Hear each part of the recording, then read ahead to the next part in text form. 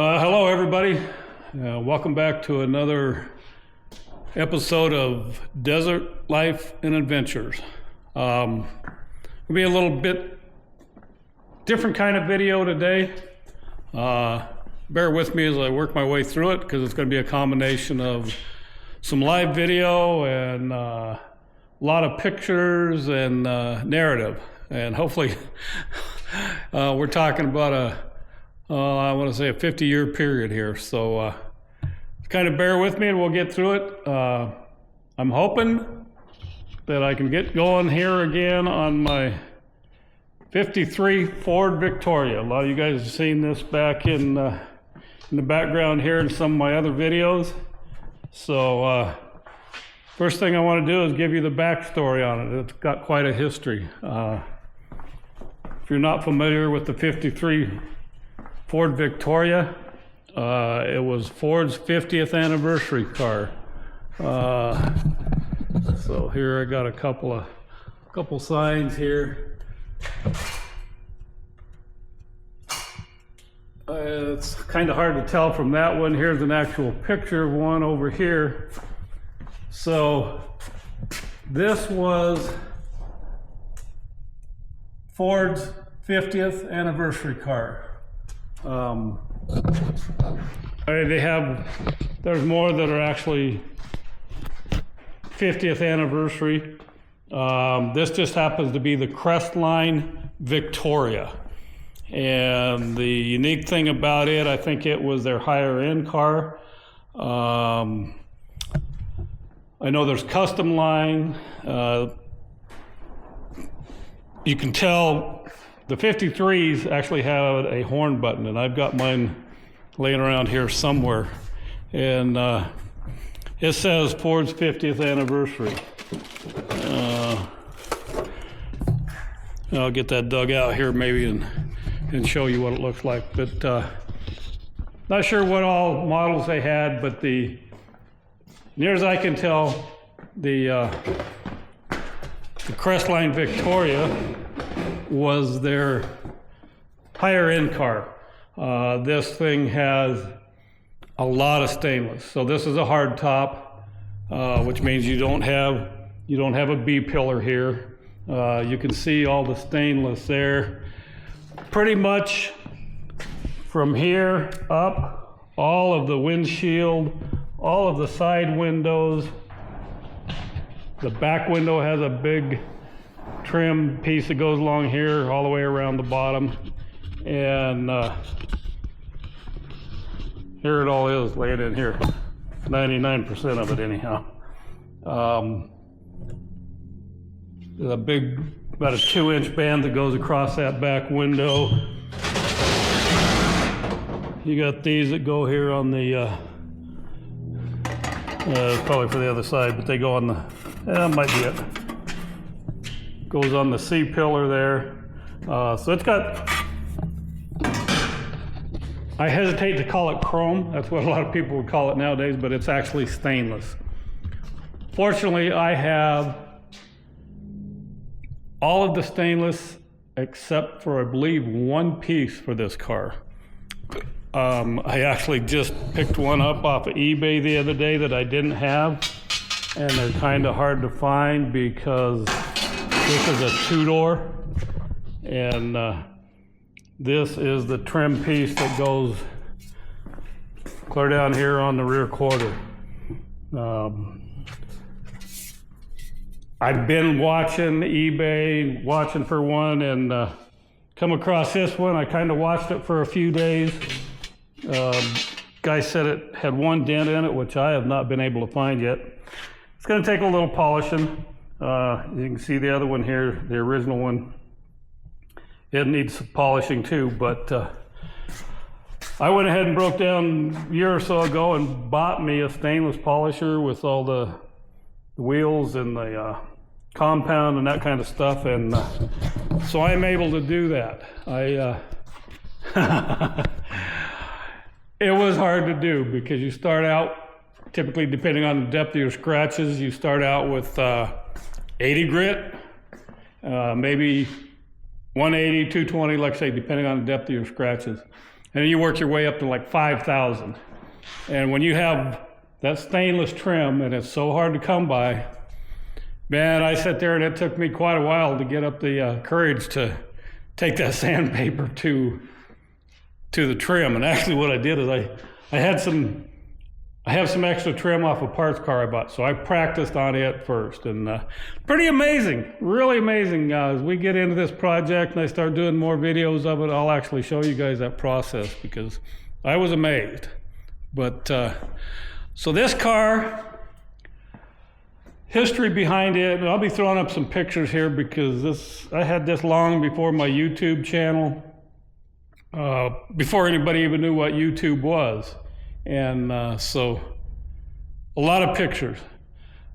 But my dad gave me this car, I want to say back in 1973, 74, so I was born in 59. And I want to say it was just before I was old enough to start driving, he gave it to me. And prior to that, it had been a running, driving car. Now, the story I remember, and my mom may debate me on it, but like I say, this was, let's see, we're 2025, so we're 50 years ago. And the story I remember my dad telling me when he gave it to me was he got it on a mechanic's lien. Don't know what he did to it, don't know what was owed on it or whatever, but he got it on a mechanic's lien. Story is that it was running and driving, and my mom put the rods out of it. Had the old flathead V8 in it. Now, whether that part's true or not, I don't know, but that's the story I remember my dad telling me, and he may have just been telling me a tale. I don't know, but anyhow, he gave it to me in anticipation of me getting my driver's license and it being my first car and whatnot. Well, I was a young, dumb, punk-ass kid, you know, and the motor was blown up in it, so it was in pretty decent shape. I mean, it had all the glass. I don't remember at that time what it had for rust or anything, but it was a pretty solid car. And like I say, I'll be putting up some pictures in here as we go along. Anyhow, I got the wild idea. I didn't want no flathead. Knowing what I know today, I would have went ahead and rebuilt a flathead he was trying to get me to work on at the time. But I had, I believe I had a 351 out of a 1963 or 66 station wagon that I'd bought from a gal for doing my paper deliveries. I'd done a paper route, and part of it was like 20 miles a day. And I don't remember what happened to it. Maybe the clutch. Anyhow, I decided I was gonna put that engine in this car and get it running. And so I took the engine out and went to doing some stuff on it. And man, I spent money. I had the interior all done up pretty nice. Headliner and stuff was still in it, but I put a new rear deck mat in it and had my speakers mounted back there, and I don't even remember what all. But being a young punk high school kid, I soon got into other things, and I wanted a car I could drive. I didn't want to be working on one. And I don't even remember what car I got at that point. Anyhow, it sat there and sat there. I graduated in 1977. Moved away from home. I was working on a guest ranch down by Creed, Colorado. And at some point, my dad drug this car out to my grandmother's hay meadow. That was probably, I'm going to say late 79, 80, 81, somewhere in there. No, because I actually came back home in 79. So that was probably around 77, 78. And so then it sat out there.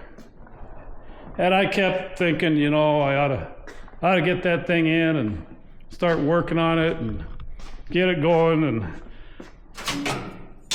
then I ended up, you know, with a family and kids and a house and rent and bills, and you know how that goes. Life got in the way. So it sat out there until 2006. And I don't know how many of you remember, but at that time, NASCAR, they was running a commercial where this kid went and took his dad's old Ford pickup. I want to say it was like a 49, 50, somewhere in there. Took it and had it all restored and then brought it back to his dad. And I kept seeing that commercial on after the NASCAR race. And I kept thinking, man, I ought to do something with that car. Well, there was a Mustang that came out that year, and I don't remember what it was, but I wanted one bad. We're sitting there after the championship in 2006. I seen that commercial. I told my wife, I said, I could take the money that I'd be putting into that Mustang for payments, and I could restore my old car. So, got my son's car hauler trailer. I don't remember who went and helped me. It was just me and my wife. It had been sitting out there in the mud at that point for 30 years in 06. And so you could imagine, it was, all of the glass was broke out of it. Might have had one of the wing vent windows left or something. The top was caved in from the kids climbing on it and whatnot. It was in rough shape. I mean, it was sunk down in the mud to where, looks like I got a low tire. It was sunk down in the mud. No tires on it. It might have had a rim or two. When I started tearing into it, took it apart, the internal brake pieces that had drums all the way around. they was just pretty much a ball of rust that just fell out. There was nothing there. They just sat there so long. Every spring the creek would come up and flood my grandmother's hay meadow, and this thing would sit out in there in probably 4, 6, 8 inches of water for a month or so. And so it was rough shape. Like I say, I'll be putting pictures up here. And we got it loaded up on the trailer and we brought it to town. And it was still a pretty solid car. It had a lot of what's typical rust on these old Fords.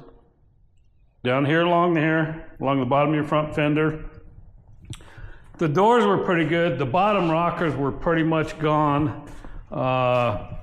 You get a lot of rust here in the wheel well areas and down in this back quarter here. So we got it in there.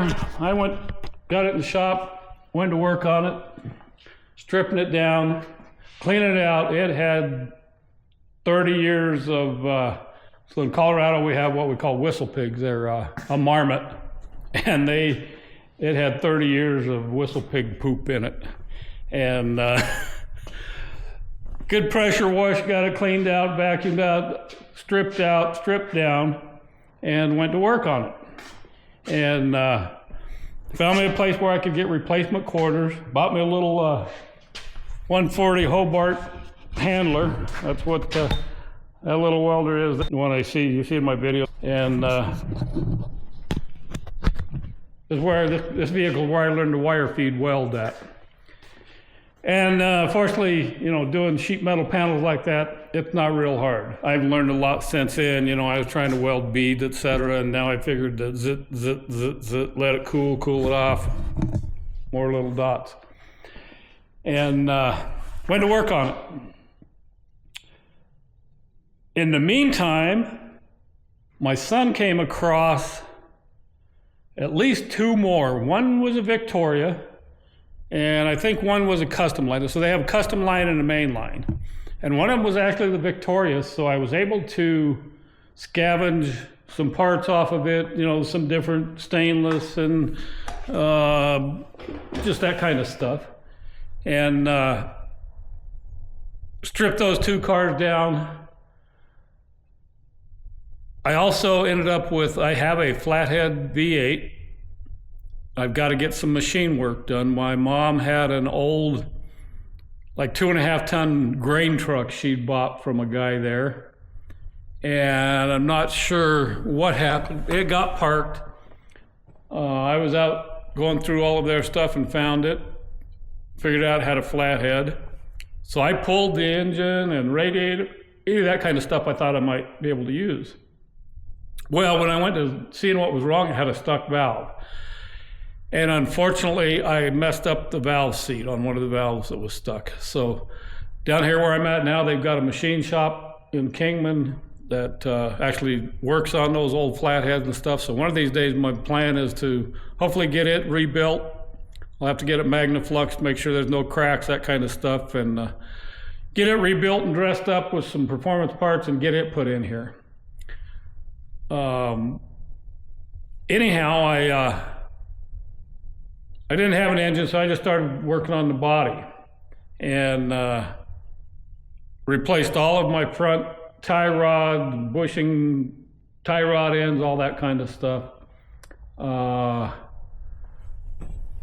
Bought, a few parts every payday, and parts I knew I was going to need. So I got bags of stuff here that I've had since 2006, 2007. Anyway, I started working on it, and I'll put those pictures up of the work I was getting done. And I got about 2/3 of the body work done.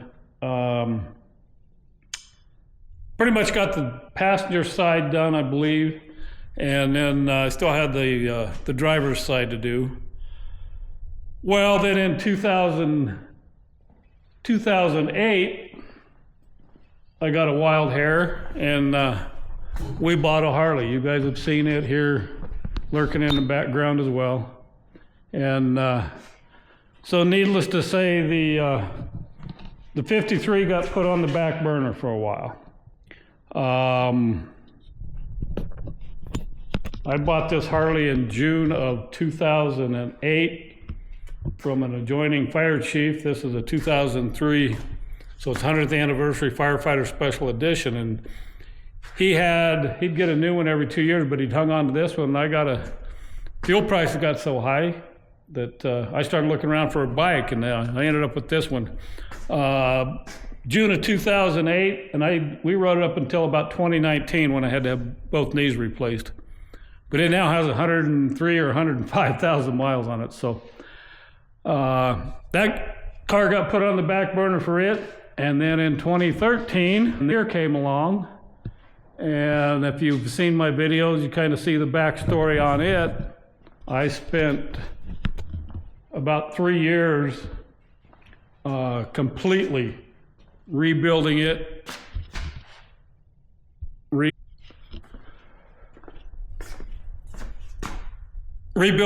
and restoring it from the ground up. Got a good frame I found, stripped everything down to the frame, got it powder coated. Anyhow, you can go watch that video on my channel. So this car got put on the back burner for a while longer. And I made sure I had it pretty much primered. I still had a little surface rust when I started working on it again that I had to deal with. But so yeah, it sat there another from 2003 till 2021, and it's when I retired and moved down here to Arizona. So I brought it with me. It sat out here for quite a while.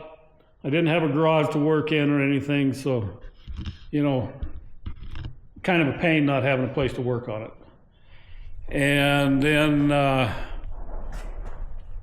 sometime in 2022, I believe it was, maybe we'll see it in the pictures I put up, a guy had an ad in the paper, or actually on Facebook, for a 1953 custom line.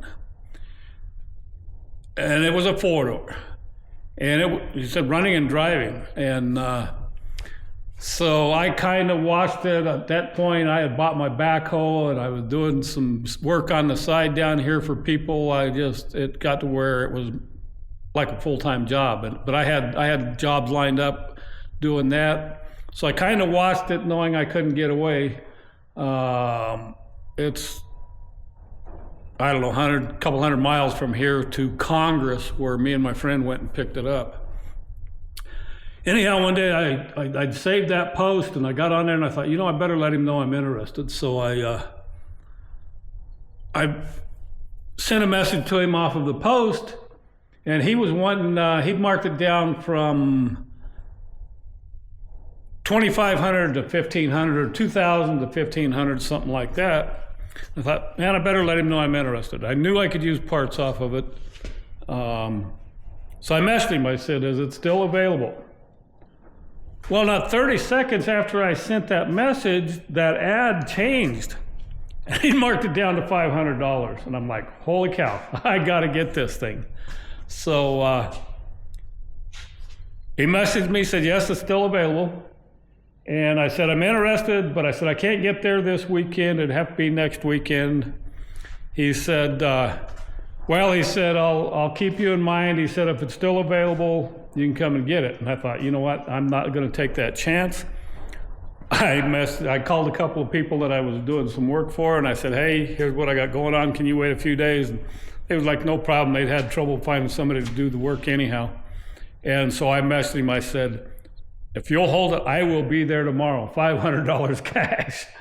So I called my friend down in Golden Valley. He said, yeah, no problem. I called my friend down in Golden Valley, and we went on a road trip. And we'll see a couple pictures of it here. Took him a while to get it started. It's got the little, which I didn't realize they had an overhead valve, 6-cylinder, because it's a 53, but they still had the flathead V8. Anyhow, it had been changed over to 12 volt already. It's got the one wire alternator. Took a little doing, the battery was dead and whatnot, and fuel filter, I think it was out of gas. He had to run and get some gas. Anyhow, got it running. It run. It was rough, but it run. And I've actually got a video of it running. I drove it around the house here when I got it home off the trailer.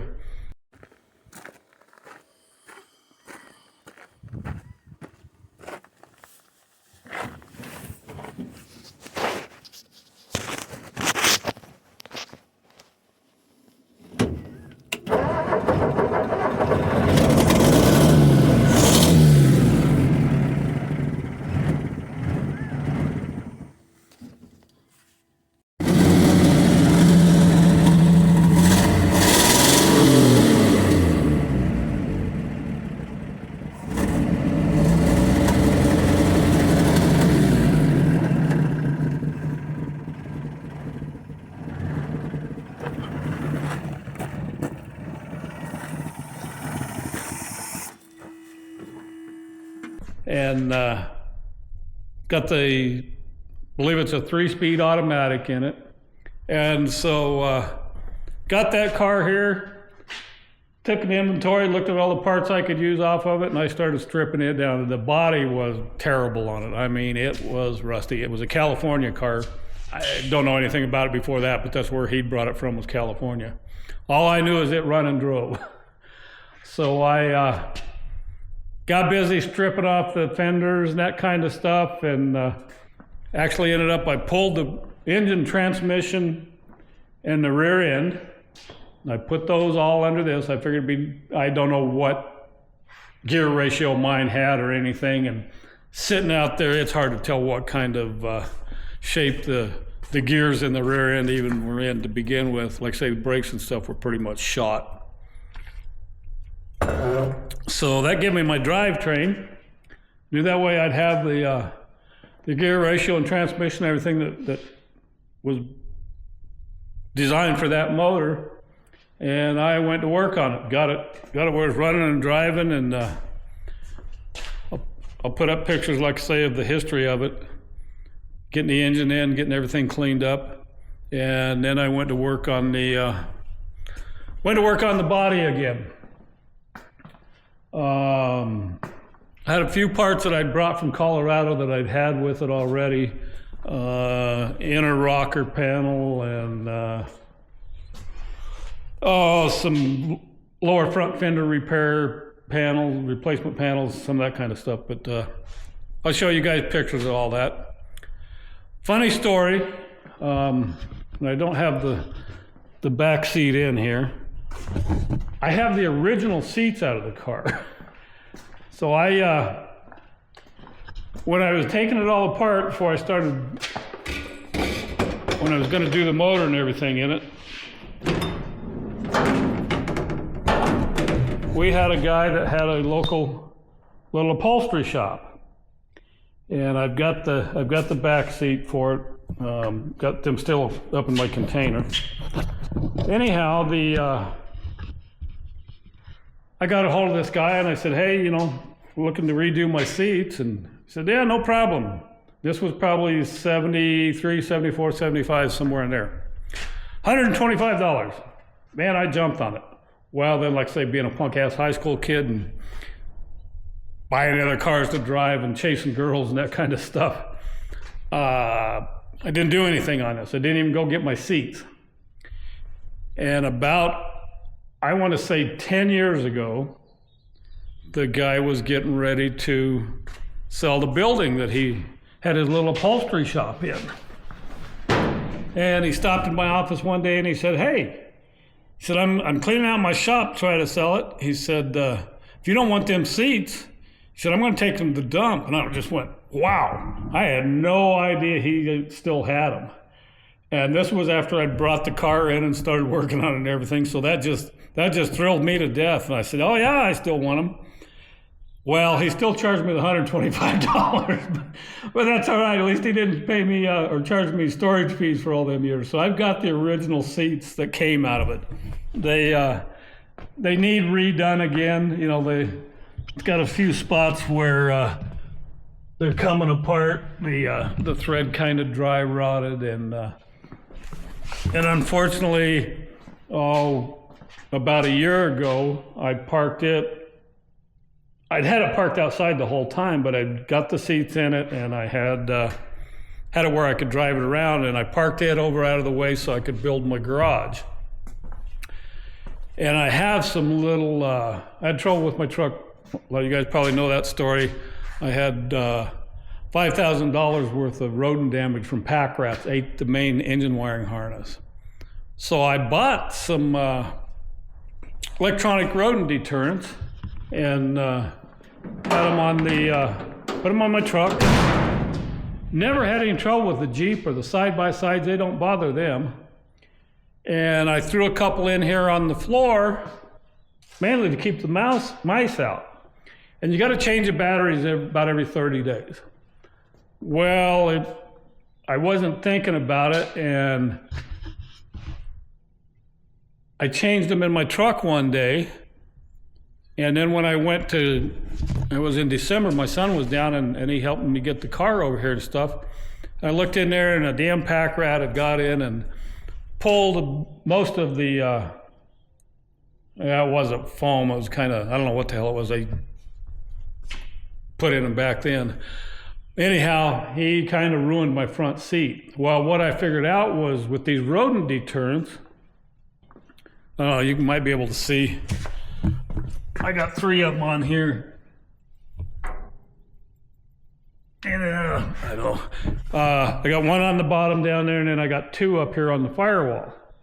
Or actually, on the engine, top of the engine. Well, you got to change the batteries. And what happens with them is, when a vehicle starts and you start moving, the vibration shuts them off. So what had happened with this car not moving, those batteries went dead sooner than the ones in my truck did. So it had only been, I don't know, a week or so. And just that amount of time that pack rat got in there and chewed things up. So I'll get them. I'm sure there's enough guys down here, Kingman and Havasu in this area that have old cars. I'm sure there's somebody around that does upholstery, so I'll get them redone. Anyhow, I got the engine in, transmission, got it running. And then the next thing I did is I changed the front over to dual power disc brakes. Man, what a difference. Like I said, I didn't have any brakes on it because I'd pulled all the front end off. And so I just went ahead, went with Performance Online and went with disc brake conversion on the front. I was having trouble getting it working. I had a hard pedal. And what it ended up, my son was down here and we got to looking at it, and I didn't have enough vacuum, so I had a hard pedal and didn't want to stop real good. And we done some work on the vacuum and it seemed to be working better, and we went over and went down the driveway. He was riding beside me and his dog was back in the back seat, and he said, hit the brakes, and man, you barely touch him. And yeah, he was, I think his head was probably out through the windshield. The back of the front seat folded up. The dog hit the back of the seat. So, yeah, they worked out. Let me tell you what. They're touchier than my truck. Maybe it's because I'm used to it. But, yeah, now I've got good brakes. And I've got it hot wired right now. But he took and had a bit of a miss. It had the new carburetor on it when I bought it. But he went through and adjusted on the carburetor, pulled the valve cover, adjusted the valves. I got a manual that I bought, told him how to do all that, and she runs pretty good now. I've actually got one video where I took it for its first drive.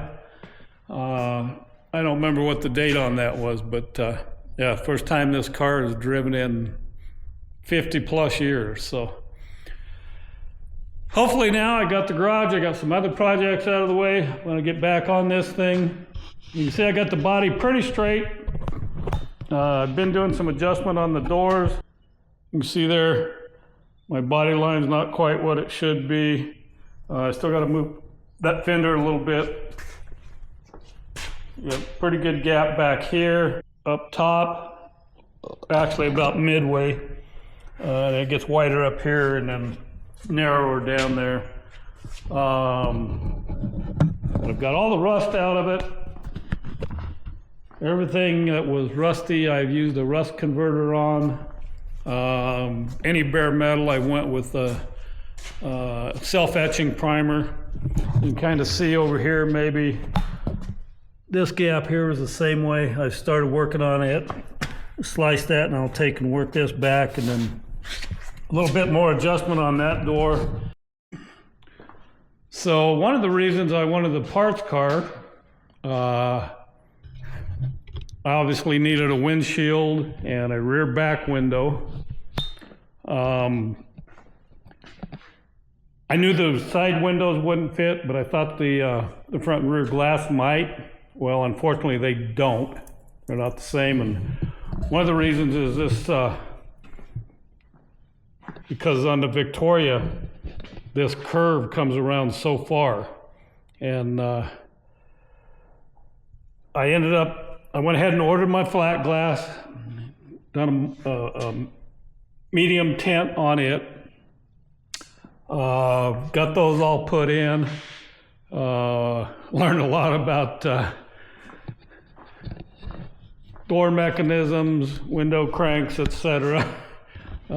Putting all them in, figured out how to adjust them, that kind of stuff. I got online and found a supplier for the windshield. I want to say that was around $400 shipped, something like that. I could only find one supplier in the country that has this rear window, or where I could get it from. They didn't have it in stock. I don't know if they have them made or just what they do. And one of the reasons is this big curve here on the side. That supplier, I want to say that window was about $1,300 shipped, and that was shipped from Indiana, and it took 3 or 4 months for me to get it. Had to wait a long time. I could probably do them. I bought windshield install kit, tools and that kind of stuff. But with this particular model goes in around these windows, you actually have to put the stainless in the rubber and then put the glass in and put them in together. I have heard that is quite the chore. So what I've done is I have called, you're talking, upwards of $1,500 worth of glass, something like that. And so I called a local glass shop here in Kingman and talked to them about it. And they said, yeah, probably about $300, and bring the car into them, and they'll put those in for me. So when I do that, I'm going to ask them if their insurance covers if they break it. But I went ahead and ordered a rear window that has the same or similar tint as the side ones. So I'll probably look later. It gets pretty hot. I may not be able to drive it that much during the summer, even with the tinted windows. But I know they make classic air conditioners, so I may look at doing something like that on it later on as well. So that's some of the things we got going on it.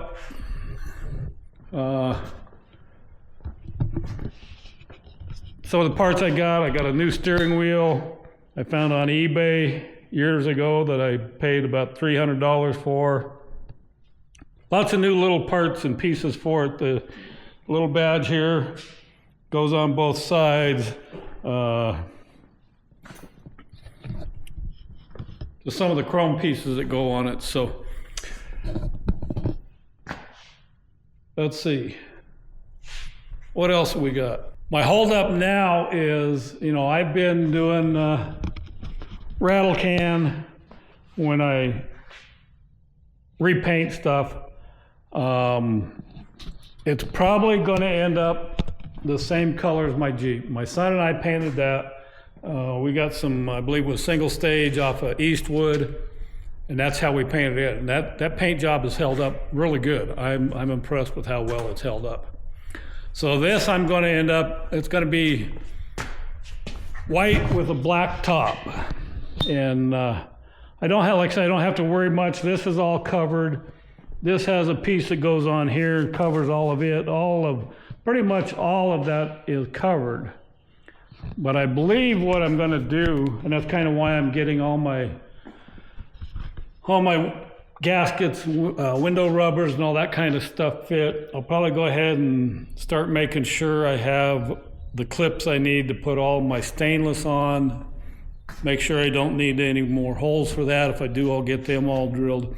But I'm going to start piecing it back together. I realize I'll have to take it back off when I paint it, but I want to get it where it's about ready to go, and then to go ahead and start taking stuff down. Go ahead and redo all my jams, along the fenders, inner and outer, that kind of stuff. All my door jams, all the window jams, front and rear. Get that done, down to where my stainless is going to go. Get those jammed out. I got the trunk pretty much cleaned up and ready to go. I need to take this back off. You can see I got a little rust in there. I'm going to take it off, do some sanding on it, get it cleaned up, rust-proofed. Get my insulation, go ahead and get the bottom of it painted. The same way with the hood. I've got the hood out next to my shed right now. I haven't brought it in yet. It's in out of what little rain, snow we get.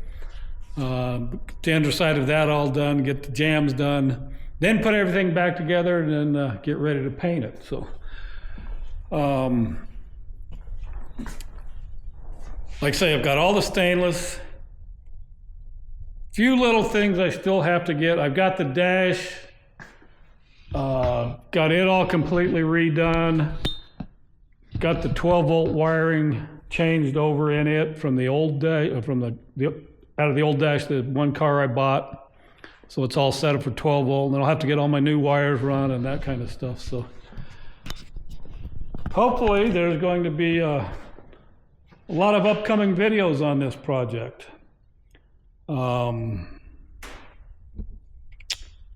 We'll see. I got some things down the road I'd like to do to it. I may lower it a couple of inches. They actually have you can buy front coil springs out of a Ford Aerostar van of a certain year, and get that front end lowered. The rear end, you can put lowering blocks, but from what I've seen of lowering blocks, I'm not real impressed. What I may try first is removing a leaf spring or two. But I got all new gas tank in it, got fuel lines, brake lines all run. It was funny, out here where we live, I think I had some gas siphoned one day out of one of my side-by-sides, because I didn't remember it being that low when I parked it.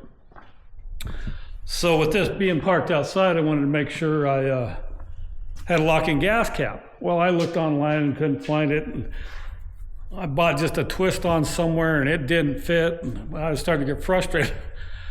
Stopped at Napa in Kingman one day and I said, don't know if you guys can order this or not, but I said, I'm looking for a locking gas cap for a 1953 Ford Victoria. Oh, no problem. He looked in the book, said, be right back. He had one upstairs that fit it. So it's interesting, you can still get, there have been several parts like that they've been able to get for me that's still available. Gonna do sound deadener on the floor, new headliner, carpet, the whole 9 yards. It's not gonna be show car finished, it's gonna be daily driver finished. I wanna be able to drive this thing. And that little 6-cylinder, she runs good, so. I think that's where I'm going to leave this one. Oh, by the way, just reminded me, I got a guy looking for a piece for his trunk. I don't remember if it's that one or the upper one, and I believe I have an extra one out of one of my old cars. So I'm going to get off here and go look at that. I want to thank you guys. Hope you enjoy the backstory on this. I'm sure there'll be more things I think of as I'm getting to work on it. But for now, I think that's where we're going to end this one. Hope you guys come along.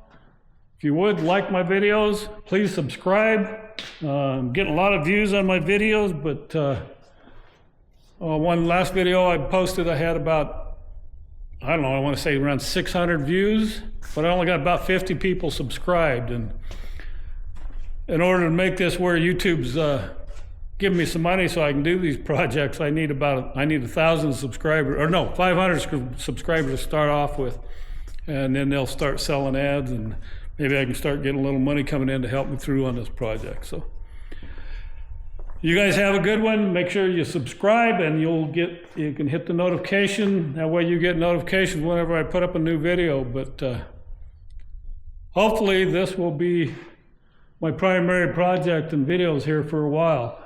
I'm going to start getting hot here. We're about 65 degrees today.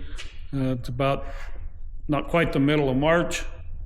It's going to start getting warm out there, and I got a nice, cool shop here. Going to send me back a little bit because the other thing I'm getting ready to do is get my permanent electric run to my shop here, so I don't have to turn out the lights to weld. If you've seen some of my videos, you probably see when I'm welding. I just got a little 30 amp cord run over here from an RV hookup on the front of my house, and not quite enough power. So going to start working on that here in the next week or two and get that permanent power run over here so I can just come out here and go to work. So we'll catch you on the next one.